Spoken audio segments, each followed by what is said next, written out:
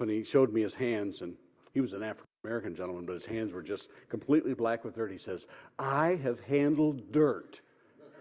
A lot of these kids had never done a garden before.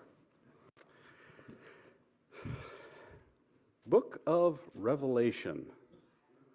The Book of Revelation. How many were here for last week's crash course in Revelation? Went through the whole thing. Many of us ended up being late for Neighbor Day, Labor Day, because I just went on and on and on. But did it make it clear to you? There may be some who are fans of the TV show The X-Files that came out 30 years ago. Anybody ever watch that?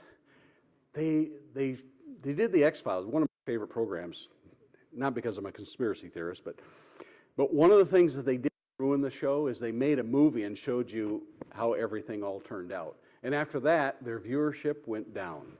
So I hope that isn't the case here, that I showed you the end of the book of Revelation and think, well, that was kind of anticlimactic. Where do we fit into this? Where are all these F-16 fighters and Raptor jets in this? Well, guess what? They're not there. So we are in Revelation chapter 6. Fact number 1. How many of you have come to be believers? You can understand the book of Revelation. Anybody on the fence yet? It's a lot of work. It's a lot of work. It is not, really, it's not for the faint of heart. I can give you all the answers, but then you'll say, well, he told me what it was. But if you do the research, you'll find so many things are easy. You make it a lot easier. Thank you. I've been practicing on doing it a lot weller. And there is a blessing to reading, to hearing, and to keeping the things written in this letter.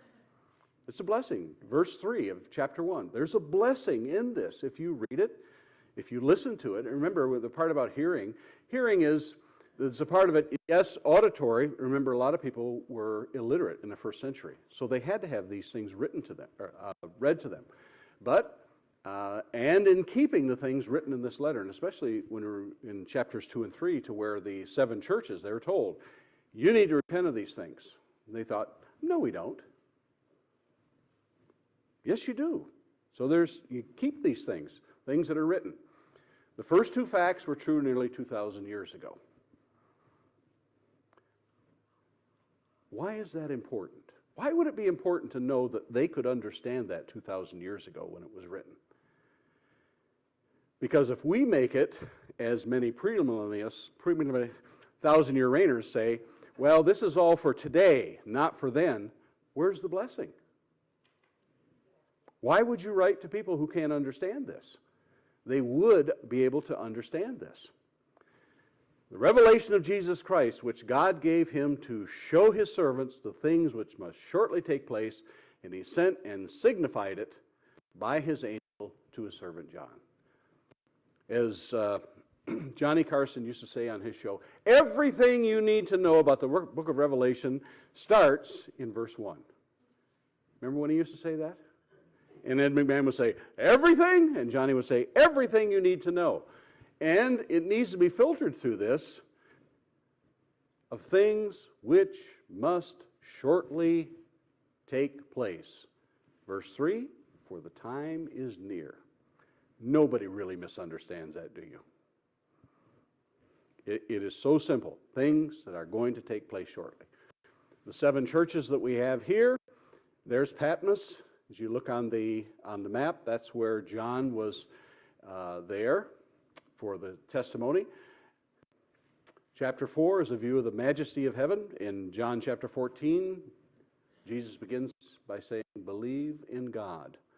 The next thing he says, believe also in me. So we're shown the majesty in chapter 4, and chapter 5 shows the Lamb who is worthy to open the scroll. So we ask the question over and over, but wait, where did this scroll come from? This scroll that the Lamb is worthy to open, where did the scroll come from? From the book of Daniel. You know, scholars, almost nobody disagrees with this. No matter what school they're at, they agree that this scroll that John is seeing the Lamb worthy to open is the one that Daniel was shown in chapter 14. Then I heard the man clothed in linen who was above the waters of the river, when he held up his right hand and his left hand to heaven, and swore by him who lives forever, that it shall be for a time, times, and half a time. What does time, times, and half a time mean? Do you have to know what exactly that means? No, it means it's not for now. It is for some time in the future.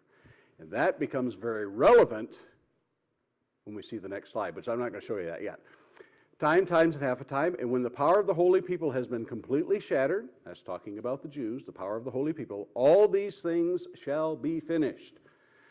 And you know your history. You have read all of what Jesus said in chapter 24, secular history, things that you can read when you were in junior high, in high school. These things are taught. This isn't something mysterious. Although I heard and did not understand, then I said, my Lord, what shall be the... He said, go your way, Daniel, for the words are closed up and sealed till the time of the end. Daniel, this isn't for you to know.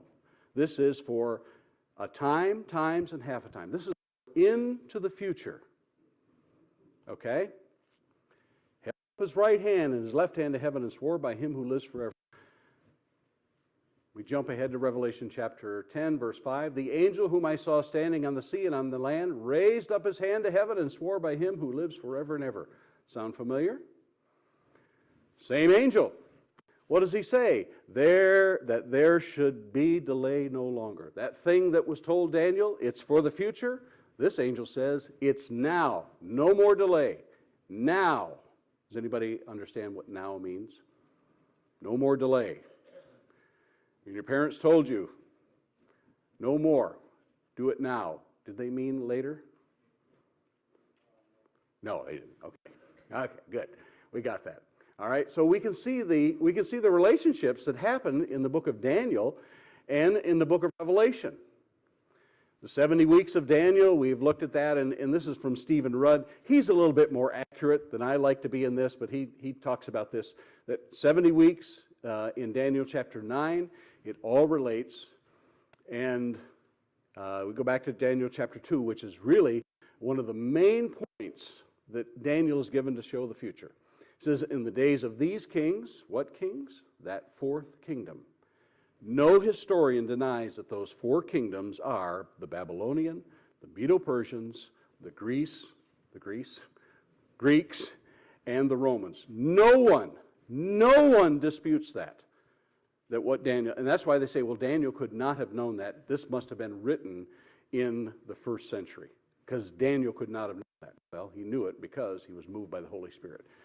The God of heaven will set up a kingdom which shall never be destroyed, and we know that is it's the church. He's going to set up a kingdom that never be destroyed. And the kingdom shall not be left to another people. There's not another plan that God has that says, oh, wait a minute, that didn't work, let's set up another plan. Nope.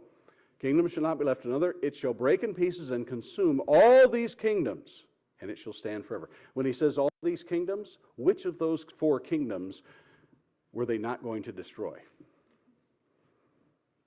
All of them. He's going to destroy all of them. And the last one was destroyed.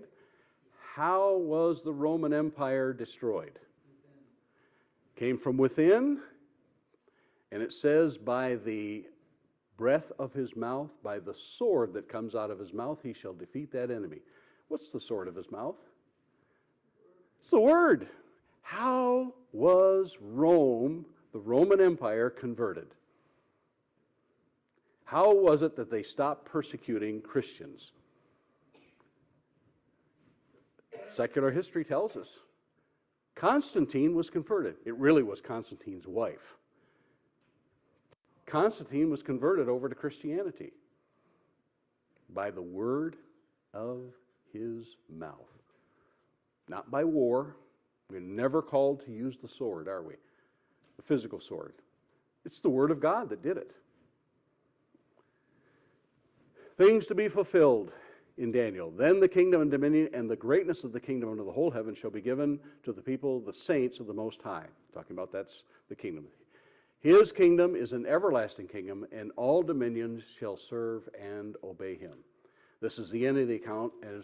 As for me, Daniel, my thoughts greatly troubled me, and my countenance changed, but I kept this matter in my heart. every time that Daniel sees this fourth kingdom, he is so overwhelmed. He says, I can't eat, I can't sleep, he's a nervous wreck every time he sees this terrifying fourth beast. He can deal with the first beast, he can deal with the second, he can deal with the third, but he can't deal with this fourth beast, this terrifying beast, which is the Roman Empire. Things that Jesus said concerning this period of time, and I go over this, and Jesus is giving the woes in chapter 23. It says, therefore, indeed, he's talking to the Jews at the time, the Pharisees and the lawyers and the scribes. Indeed, I send you prophets, wise men, and scribes. Some of them you will kill and crucify, and some of them you will scourge in your synagogues and persecute from city to city. He's talking to the Jews. In the book of Acts, who persecuted Christians? Almost exclusively. There's a couple accounts, but almost exclusively, who persecutes the Christians? The Jews did. Read it for yourself and you'll see that it's true. Festus and Felix they said, these guys should be set free. But the Jews said no. No. Paul finally has to appeal to Caesar. That on who? Who's he talking to?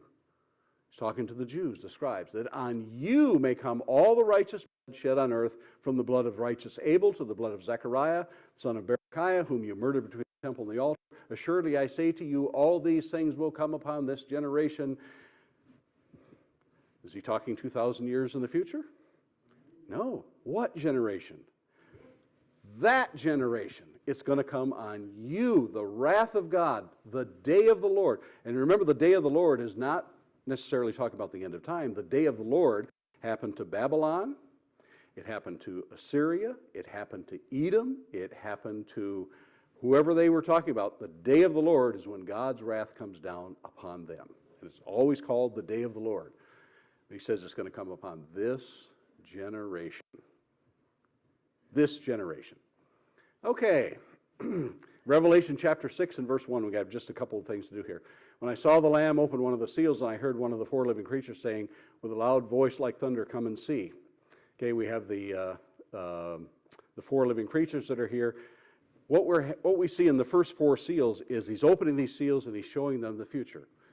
Only the Lamb is worthy to open the seal. Why? Two things, because of what Christ suffered and accomplished. Second one is, who knows the future? Other than Gene Dixon. Now, Gene Dixon might be foreign to some of you. How many people remember seeing the National Enquirer? And Gene Dixon would make all these prophecies about the future of the end of the world was going to be in 1958, and World War III was going to be in like 1962, and Nixon was going to win the 1960 election. She had all of these. How many times does a prophet have to be proved wrong to be proved false? Once. Once. So if I tell you the Lions are going to win the Super Bowl this year, moving on. Okay. So here we are, September 8th. So we've seen that in the six seals that were opened in chapter 6, that's how you can remember what's in chapter 6, the six seals. The seventh seal hasn't been opened yet. But the first four seals he's telling this is what's happening in the future. And it isn't until the bowls of wrath happen that we see the end of all this. So here we are on September 8th. And here's how the general flow of this goes. And when you get to the seventh trumpet, they say, or seventh seal, stop, we're going to do the seven trumpets. When you get to the seventh trumpet, you go, whoop, let's do the bowls. So in succession here. So Revelation chapter 6 and verse 15, we read, and the kings of the earth and great men, the rich men, the commanders, the mighty men, every slave and every free man hid themselves in the caves and the rocks of the mountains. Why are you hiding in the rocks and the mountains if it's the last day of the world? You're not. This is a prophecy that comes from the Old Testament. And they said to the mountains and rocks, fall on us and hide us from the face of him who sits on the throne and from the wrath of the Lamb. You know what this is? Read Luke chapter 23. But Jesus, turning to them, said, daughters of Jerusalem, remember he's walking with his cross. And he sees these women that are weeping for him. What's happening? And he says, daughters of Jerusalem, and you'll recognize that term if you've read the Old Testament, especially if you read Song of Solomon, the daughters of Jerusalem. Okay? Do not weep for me, but weep for yourselves and for your children. Is he talking about 2,000 years? Weep for yourselves this day and for your children, this generation coming up. For indeed the days are coming in which they will say, blessed are the barren wombs that never bore, and the breasts which never nursed. Then they will begin to say to the mountains, fall on us, and to the hills, cover us. There's time markers everywhere stamped in the Gospels, Matthew chapter 23 and 24, and Luke chapter 23, Mark chapter 13, the same thing over and over. That's exactly what they said.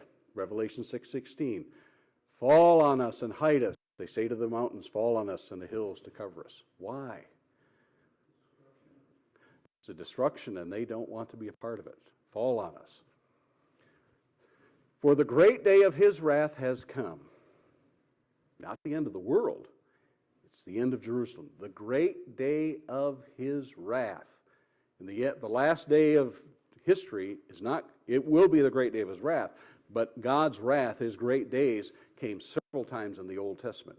And when God gets mad, he's mad. Should I quote that over again? The day of God's wrath, you do not want to be on the wrong side. Old Testament references abound here. And the question is asked, who is able to stand? Unfortunately, we have chapter breaks here. If you've ever watched shows that have continuing versions week after week, if you remember the old cowboy shows that they would show at the theater, and you get all the way to the end and it looks like somebody's going to die, and they said, oh, stay tuned for next week's episode. You had to wait. Well, that's sort of what it is when you come to the end of this, chapter 6 and verse 17. The great day of his wrath has come, and who is able to stand? That's a question, right? Chapter 7 answers that question. Who is able to stand? But it's not the only time this question has been asked. It's been asked over and over. In the book of Joel, he says, and who is able to stand? When Peter is quoting that on the day of Pentecost, he says, save yourself from this untoward generation. Is Peter talking about the end of the world? No, he's talking about this generation. Save yourself from this generation. From the great, and Joel talks about the great day of his wrath. He's talking about the destruction of Jerusalem. It's your chance. So there we are, Malachi chapter 3. But who can endure the day of his coming? Who can stand when he appears? Malachi 4:5, before the coming of the great and dreadful day of the Lord. Behold, I will send you Elijah the prophet. And who is he talking about? He's talking about John the Baptist. And Jesus said, and if you're willing to believe, John the Baptist was Elijah. He was the one crying in the wilderness. He says, I'm going to send you. He sent John the Baptist to announce, just like you would announce a king is coming.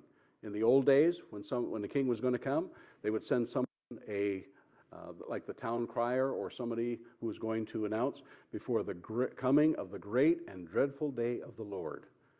What is that great and dreadful day of the Lord he's talking about? The destruction of Jerusalem. Over and over, you can see the references to it. We've seen a scene. Where have we seen a scene like what we have here in Revelation 7:23?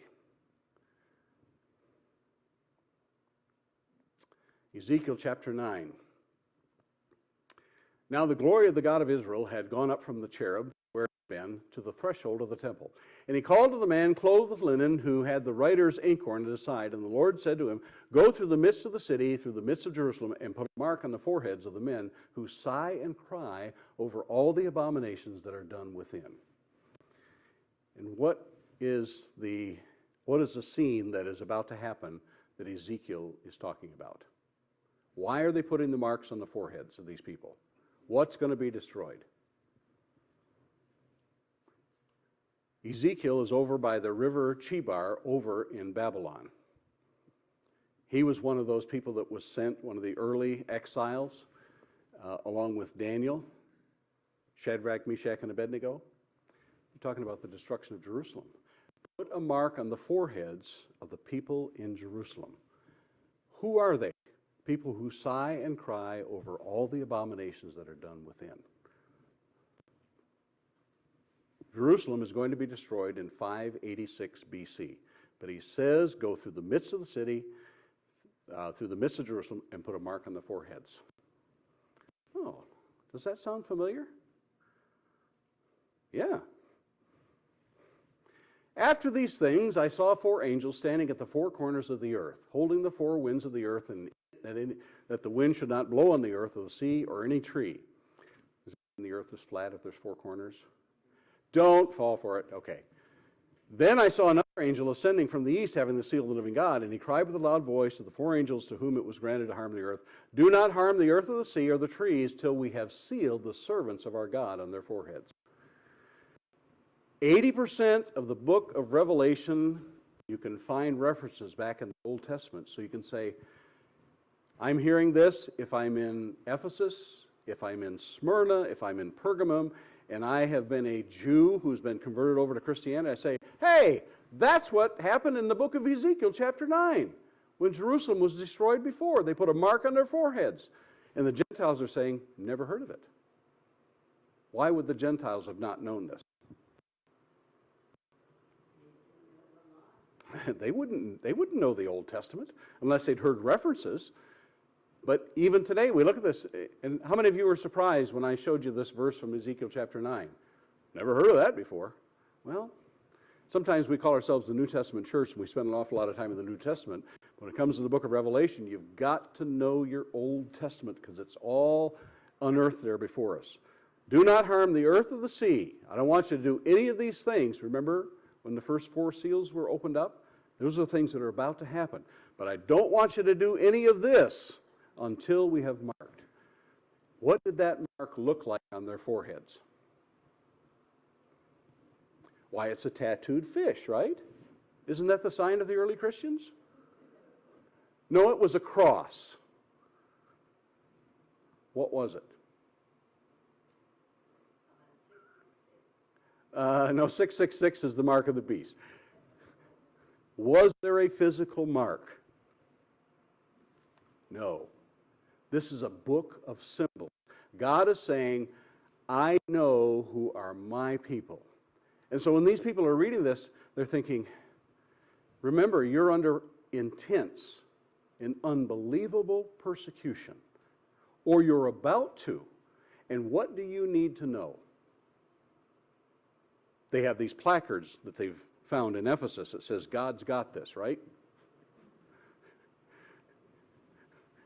Or bumper stickers on the chariots that says, more Jesus. Remember that one, Tim? No, they don't have these things. But they need to know that God is going to protect them. Were some of the people going to be killed? Yes.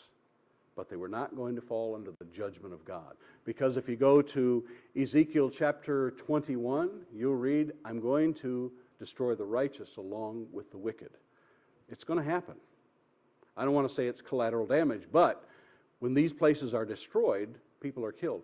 However, what did Jesus tell those in Matthew chapter 24, Luke chapter 23, 21, 23? Read it all, it's in there. When you see the city surrounded by armies, what should you do? Get out.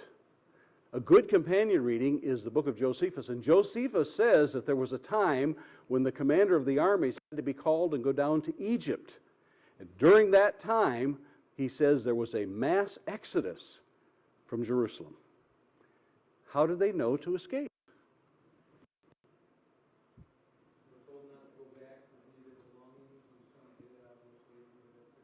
Yep. Here's your chance. Get out. And I've said it over and over. History records not one Christian was killed in the destruction of Jerusalem. But the Romans were so brutal, they ran out of trees to crucify Jews with along the road because they meant business. And if you want to read what the Romans did when they scourged people like Jesus, they were absolutely ruthless.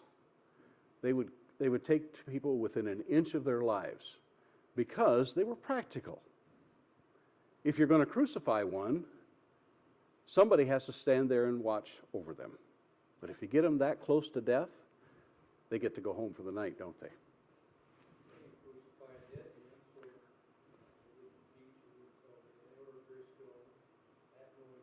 Yeah. how far they could go for the commoner. Mhm. We were told that they would lay bets on how many strikes that the whip would take to cut the man in half.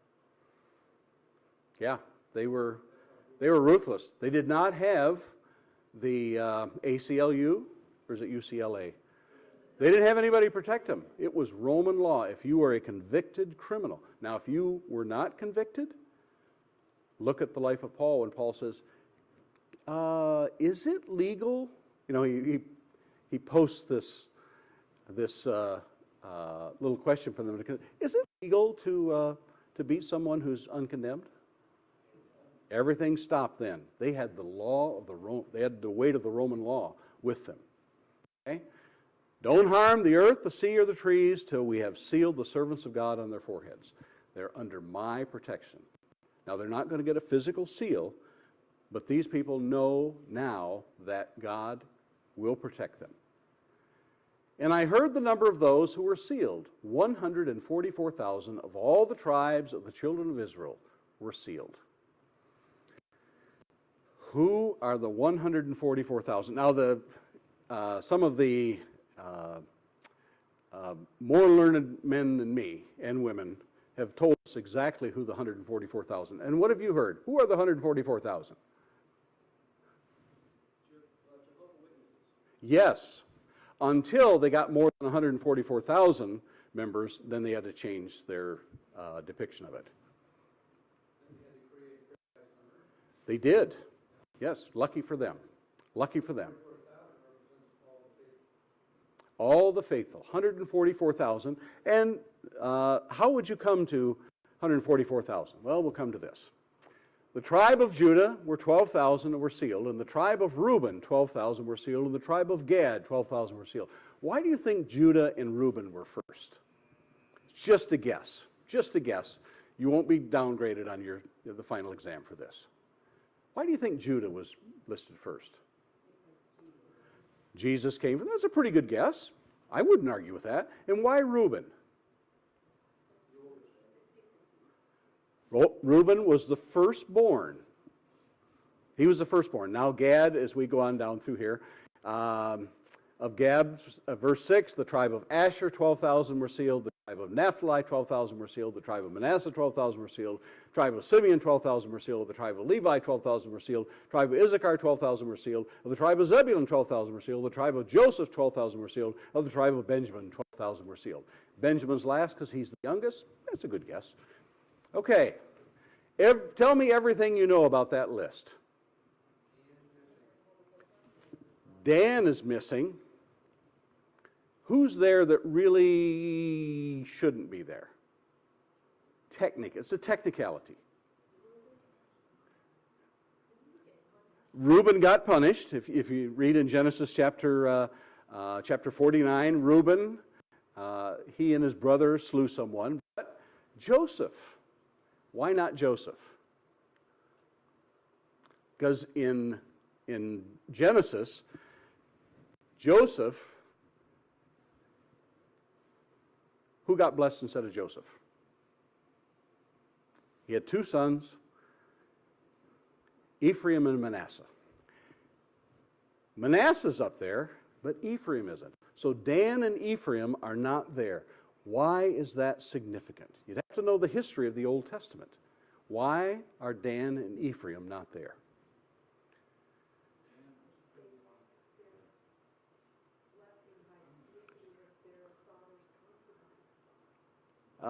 That's a little bit further on down.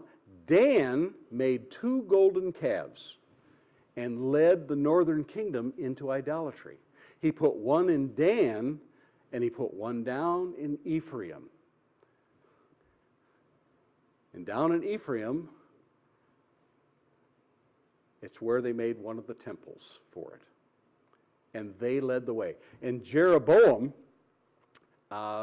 if you go starting with the 10 tribes that were separated from the northern, separated from the south, there in 1 Kings, every time you read about one of the kings of the northern kingdom, they would say their sins were even greater than Jeroboam the son of Nebat. Jeroboam was where one of the temples were at, where the golden calves. So Dan and Ephraim was one of the largest tribes in Israel. So those two are missing. Historical, does it mean anything more than that? Maybe not, but there's a reason why some are in there, some are not. 12,000. So no matter if you're the largest or you're the smallest, you still have 12,000. Is it an actual number? How many vote yes? Actual numbers, not 11,999, not 12,001. No, the book of Revelation is symbolic. What they're showing here is that God has sealed these from those 12 tribes. Who is there and who is missing and why? Dan and Ephraim. We've talked about that. So, here we have, then Jeroboam built Shechem in the mountains of Ephraim and dwelt there. Also he went out from there and built Peniel. Therefore the king asked advice, made 2 calves of gold, and said to the people, it is too much for you to go up to Jerusalem. Here are your gods, O Israel, which you brought up from the land of Egypt. And he set up one in Bethel, and the other he put in Dan. The sins of Jeroboam, I talked about all these references, the sins of Jeroboam and Rehoboam. Rehoboam was with Judah, and Jeroboam was with Israel. I don't know, is that ringing still in my ears from those fireworks? Why is the multitude a fixed number, 144,000? Why is the next multitude one that cannot be numbered?